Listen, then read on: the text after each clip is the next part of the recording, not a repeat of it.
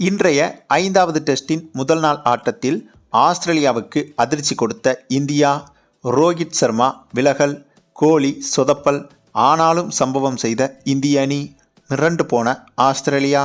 அதாவது இந்தியா மற்றும் ஆஸ்திரேலியா அணிகளுக்கு இடையே பார்டர் கவாஸ்கர் டெஸ்ட் டிராபி தொடர் நடைபெற்று வருகிறது. ஏற்கனவே 4 போட்டிகள் முடிவடைந்துவிட்ட நிலையில் இன்றைய தினம் 5வது போட்டி ஆஸ்திரேலியாவில் சிட்னி மைதானத்தில் வைத்து தொடங்கியது. இந்த போட்டியில் இந்திய அணி கட்டாயம் வெற்றி பெற வேண்டிய அவசியத்திலும் இருக்கிறது. ஏனென்றால் இந்த கடைசி டெஸ்ட் போட்டியில் இந்திய அணி வெற்றி பெற்றால்தான் இந்த பார்டர் கவாஸ்கர் டிராபி தொடரை இழக்காமல் தொடரை சமன் செய்யவாது முடியும். அதேபோல இந்த போட்டியில் வெற்றி பெற்றால்தான் டெஸ்ட் உலகக்கோப்பை ஃபைனலுக்கான வாய்ப்பிலும் இந்திய அணி நீடிக்க முடியும். ஆக இந்த போட்டியின் வெற்றியில்தான் இந்திய அணியின் பல முக்கியமான முடிவுகள் காத்திருக்கிறது.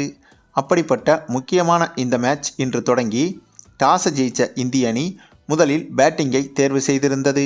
மேலும் இந்த போட்டியில் ரோஹித் சர்மா அதிரடியாக நீக்கப்பட்டிருந்தார்.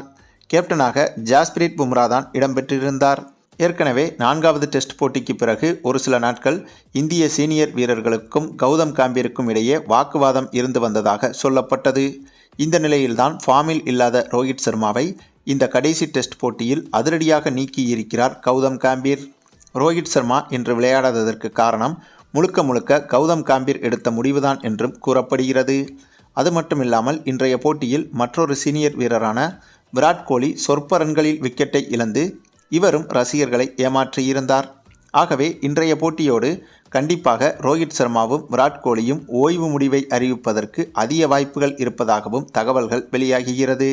அதாவது இந்த 5வது டெஸ்ட் போட்டி மொத்தமாக முடிந்த பிறகு இந்த இருவரும் ஓய்வு முடிவை அறிவிப்பதற்கு அதிக வாய்ப்புகள் இருக்கிறது. மேலும் இன்றைய நாள் ஆட்டத்தில் யாஸ்வி ஜெய்ஸ்வால், சுப்மன் கில், KL ராகுல், விராட் கோலி போன்ற அனைவருமே சொற்ப ரன்களில் ஆட்டமிழந்து இந்திய அணிக்கு மீண்டும் அதிர்ச்சி கொடுத்திருந்தனர். இதனால் இந்திய ரசிகர்கள் பெரும் ஏமாற்றத்திற்கும் உள்ளானார்கள். அதன் பின்னர் நம்ம ரிஷப் பண்ட் களமிறங்கி இந்திய அணியை தாங்கி பிடித்தார் என்றே சொல்லலாங்க. ஏனென்றால் இவரும் ஜடேஜாவும் ஒரு நிலையான பார்ட்னர்ஷிப்பை அமைத்து இந்திய அணியின் பெரும் சரிவை தடுத்து நிறுத்தி இந்திய அணியை மீட்டு கொடுத்தனர். குறிப்பாக இன்னைக்கு நம்ம ரிஷப் பண்ட் பேட்டிங்கை பார்த்தீங்கன்னா வழக்கமாக இவர் தான் பந்தை போட்டு அந்த அடி அடிப்பாப்புல. ஆனால் இன்னைக்கு இவரை போட்டு பந்து அந்த அடி அடிச்சிருச்சுங்க. ஆமாங்க, அதற்கு காரணம் இன்று இவர் எதிர்கொண்ட அனைத்து பந்துகளையும் பேட்டால் தடுத்ததை விட இவரது உடம்பால் தடுத்தது தான் அதிகம்.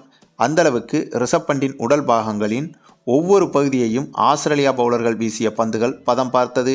ஆனாலும் கூட அத்தனை அடிகளையும் வாங்கி கொண்டு அசராமல் களத்தில் நின்று இந்திய அணிக்காக சிறப்பாக விளையாடியிருந்தார் ரிஷப் பண்ட். ஆக மொத்தம் ஓவராலாக பார்த்தோம்னா இன்றைய முதல் நாள் ஆட்டத்தில் இந்திய அணி சிறப்பான பேட்டிங்கை வெளிப்படுத்தி இருக்கிறது என்பதும் குறிப்பிடத்தக்கது. ஏனென்றால் இன்றைய முதல் நாள் ஆட்டத்தில் இந்திய அணி எதிர்பார்த்த அளவுக்கு ரன்களை எடுக்கவில்லை என்றாலும் இன்றைய நாளில் பிச்சின் தன்மையை வைத்து பார்க்கும்போது இன்றைய நாள் ஆட்டத்தில் 100 ரன்களை தொடுவது என்பது மற்ற அணிகளுக்கு கடினமாக இருந்திருக்கும். அந்தளவிற்கு பிச்சின் தன்மை கணிக்க முடியாத அளவுக்கு இன்று வெறித்தனமாக இருந்தது. பந்து ஒரு இடத்தில் பிச்சானால் வேறு ஒரு இடத்திற்கு திரும்புகிறது, வேறொரு இடத்தில் பிச்சானால் திடீரென்று தலையை நோக்கி திரும்புகிறது. இப்படியாக இன்றைய நாள் பிச்சில் ஆங்காங்கே பாறாங்கற்களை புதைத்து வைத்தது போல செயல்பட்டது இன்றைய பிச். அதனால்தான் ரிஷப் பண்டும் கூட நிறைய பந்துகளை உடம்பில் வாங்கினார். சரி, நீங்கள் சொல்லுங்கள், இன்றைய நாள் ஆட்டத்தில் இந்திய அணியின் பெர்ஃபார்மன்ஸ் எப்படி இருந்தது என்பதை பற்றி நீங்கள் என்ன நினைக்கிறீங்கன்னு உங்களுடைய கருத்துக்களையும் கமெண்டில் தெரிவிங்க. மேலும் இந்த வீடியோ பிடிச்சிருந்தா லைக் பண்ணுங்கள், மற்ற அனைவருக்கும் ஷேர் பண்ணுங்கள், மறக்காமல் நம்ம சேனலை சப்ஸ்கிரைப் பண்ணுங்கள்.